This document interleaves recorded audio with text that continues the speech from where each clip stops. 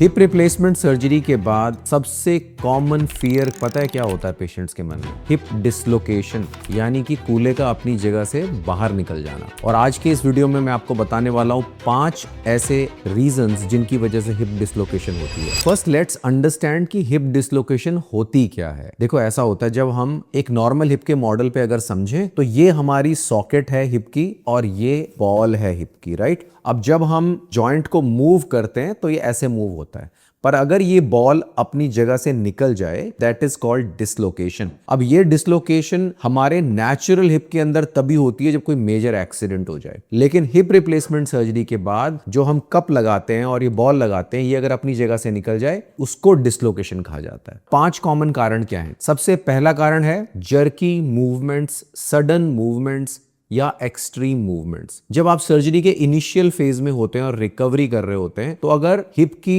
Accidentally कोई sudden movement हो जाए जो कि एक्सट्रीम्स पे चली जाए, ऐसी रेंज में चली जाए जो कि एक नॉर्मल मूवमेंट हम नहीं करते हैं, तो हिप की बॉल अपनी जगह से बाहर निकल सकती है, डिसलोकेट हो सकती है। अगर सडन ट्विस्टिंग मूवमेंट हो तो वो मसल्स जिनको सर्जरी के दौरान रिपेयर किया गया, वो रिपेयर अगर डैमेज हो जाए, कैप्सूल की रिपेयर अगर डैमेज हो जाए, तो हिप डिसलोकेट हो सकता है। नंबर 2, हिप की मसल्स का वीक होना। हमारे हिप जॉइंट की जो मसल्स हैं, अगर वो सर्जरी से पहले कमजोर हो, डैमेज्ड हो, या किसी नसों की प्रॉब्लम की वजह से, नर्व्स की प्रॉब्लम की वजह से उनमें पूरी ताकत ना हो, तब भी हिप डिसलोकेशन का चांस ज्यादा होता है। इन पॉइंट्स को हम सर्जरी से पहले ही आइडेंटिफाई करते हैं और ऐसे केसेस में स्पेशल इम्प्लांट्स भी यूज किए जाते हैं जो डिसलोकेशन के रिस्क को कम करते हैं। और अब बताता हूं मैं आपको ऐसा पॉइंट जो कि सर्जिकल रिस्क होता है डिसलोकेशन का, which is our point number 3, कि सर्जरी के दौरान अगर कप की पोजीशन या स्टेम की पोजीशन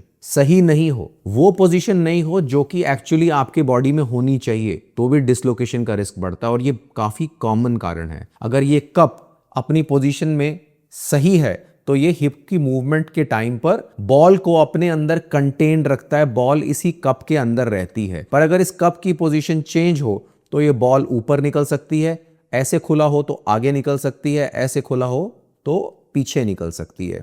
तो कंपोनेंट पोजीशन सही होना, इम्प्लांट की पोजीशन सही होना, ये एक बहुत जरूरी कारण है एक अच्छे रिजल्ट के लिए। That brings us two point number 4, accidentally गिर जाना, फॉल हो जाना या कोई फ्रैक्चर या ट्रॉमा हो जाना, जैसे रोड ट्रैफिक एक्सीडेंट में या स्टेयर्स में फिसल जाना। ये उन पेशेंट्स में भी हो सकता है जिनकी सर्जरी बहुत सालों से बहुत अच्छी चल रही है, क्योंकि इस दौरान ऐसा हो सकता है कि आपकी टांग ऐसे एंगल पे ट्विस्ट हो जाए कि वो हिप की नॉर्मल एक्सेप्टेबल रेंज से ज्यादा मुड़ जाए। जैसे कि हम अपने हिप को एक रेंज ऑफ मोशन में मूव कर सकते हैं, एक लिमिट के बियॉन्ड मूव नहीं कर सकते। तो ऐसी सडन एक्सीडेंटल फॉल से अगर मूवमेंट हो जाए हिप के अराउंड तो भी डिसलोकेशन हो सकती है। Point number 5, complex surgeries, revision hip replacement surgeries या हाई रिस्क सर्जरीज, मतलब उन पेशेंट्स के अंदर जिनकी पहले कई सर्जरीज हो चुकी हैं, उन सर्जरीज के वजह से मसल्स डैमेज हो जाती हैं, हड्डी जो है जिसके अंदर ये इम्प्लांट डाला जा रहा है वो हड्डी कमजोर हो जाती है और हमें स्पेशल इम्प्लांट्स यूज करने पड़ते हैं। तो ये थे 5 कॉमन कारण जिनकी वजह से हिप डिसलोकेशन हो सकता है,